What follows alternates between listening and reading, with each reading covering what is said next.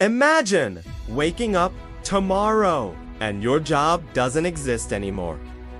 Sounds scary. In the age of AI, it's already happening. In the US, over 30% of businesses are already using AI to replace repetitive tasks. In the UK, companies are shifting from hiring workers to hiring AI systems. In Canada, students are learning coding and robotics before they finish high school. The future of work is no longer about effort. It's about skills. So, what can you do? Learn how AI works, not just as a consumer, but as a creator.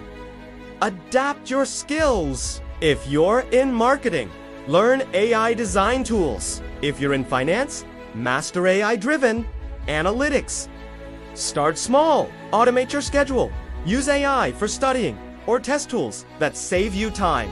The best jobs of tomorrow aren't about competing against AI. They're about working with AI. From remote freelancing to launching AI-powered businesses, the opportunities are bigger than ever, but only for those who take action now.